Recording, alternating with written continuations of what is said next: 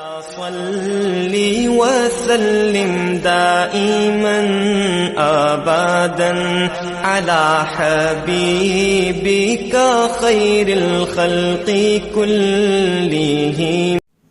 السلام علیکم ورحمۃ اللہ وبرکاتہ. نحمده ونصلي على رسوله الكريم اما بعد. اعوذ باللہ من الشیطان الرجیم. بسم اللہ الرحمن الرحیم. اعدلوا هو اقرب للتقوى. صدق اللہ مولانا العظیم. محترم و مکرم سامعین کرام و ناظرین عظام، اللہ تبارک و تعالی نے جو آسمانی ہدایت کی کتاب ہمیں قرآن کے شکل میں دیا،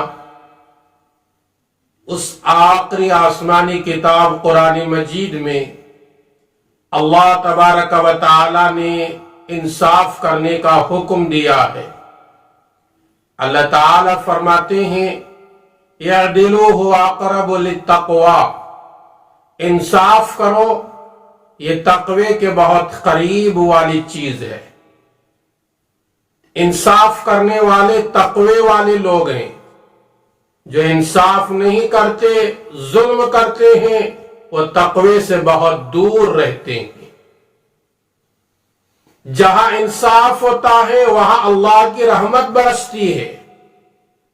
جہاں انصاف نہیں ہوتا وہاں اللہ کی بے رحمتی برستی ہے. رحمت نہیں برستی وہاں اللہ کا قہر نازل ہوتا ہے، وہاں اللہ کا غضب نازل ہوتا ہے. چاہے وہ انصاف گھروں میں ہو، چاہے وہ انصاف اللہ کے گھر مساجد میں ہو، چاہے وہ انصاف اسکولوں میں ہو، چاہے وہ انصاف مدارس میں ہو، چاہے وہ انصاف چھوٹے گاؤں میں کیوں نہ ہو، چاہے وہ انصاف بڑے گاؤں میں کیوں نہ ہو. جہاں انصاف ہوتا ہے وہاں اللہ کی رحمت نازل ہوتی ہے. جہاں انصاف نہیں ہوتا وہاں اللہ کی رحمت نازل نہیں ہوتی، اللہ کی طرف سے برکتیں نازل نہیں ہوتی. نوشیروان عادل ایک بادشاہ کا نام آپ نے سنا ہوگا، تاریخ کے اندر مشہور واقعہ ہے. بادشاہ کا نام ہے نوشیروان عادل. عادل کہتے ہیں انصاف کرنے والا. یہ بادشاہ ایک مرتبہ تفریح کے ارادے سے نکلے. جاتے جاتے جب پیاس لگی، دیکھا کہ ایک انار کا باغ ہے اور اس میں ایک نوجوان کام کر رہا ہے. وہ نوجوان کو پتا نہیں کہ یہ بادشاہ وقت ہے. بادشاہ اپنا لباس تبدیل کر کے عام لوگوں کا لباس پہن کر گئے تھے. جا کر بادشاہ کہتے ہیں اللہ کے بندے، مجھے پیاس بھی لگی ہے، بھوک بھی لگی ہے، تو اتنے بڑے انار کے باغ کے اندر بیٹھا ہوا ہے، مجھے ایک انار توڑ کر لے آنا. اس باغ کے والی نے گیا، ایک درخت سے انار توڑا اور اس کے دانے الگ کیا، لا کر اس بادشاہ کے حوالے کرتا. کہتا ہے کہ کھا لو، یہ انار کے کھانے سے پانی کی پیاس بھی بجھے گی اور بھوک بھی مٹے گی. بادشاہ نے جیسے ہی انار کھاتے گئے، بڑا لذیذ ہے اور انار کے دانوں میں پانی بھرا ہوا ہے، بڑا میٹھا ہے. تو بادشاہ کے دل میں خیال آیا، میں اس علاقے کا بادشاہ ہوں، میں چاہے تو یہ باغ اپنے قبضے میں لے سکتا ہوں. ظلم کا ارادہ پیدا ہوا اور ارادہ پیدا ہوا ظلم کا. ادھر دیکھیے اللہ کی طرف سے ظلم کرنے کی وجہ سے بے برکتی کیسے ہو رہی ہے. انار کھا لیے، کہنے لگے اس باغ کے والی سے جاؤ ایک دوسرا انار بھی توڑ کر لاؤ، میرے لیے بہت پسند آیا، اور بڑا لذیذ ہے، مہربانی کر کے دوسرا انار بھی توڑ کر لاؤ۔ اس باغ کے والی گئے، اسی درخت کے اسی ٹہنی سے دوسرا انار توڑ کر اس کے دانے نکال کر لا کر بادشاہ کے سامنے رکھتے ہیں تو وہ دانے کھٹے ہیں اور اس میں اتنا رس نہیں ہے جو پہلے انار میں مہیا تھا۔ تو بادشاہ کہنے لگے کیا بات ہے، پہلے جو تم انار لائے تھے اس میں بڑا رس بھرا ہوا ہے، بڑا لذیذ تھا، اب اس انار میں وہ مٹھاس نہیں، وہ لذت نہیں، اور وہ پانی سے مادہ بھرا ہوا وہ رس میں دکھائی نہیں دے رہا ہے۔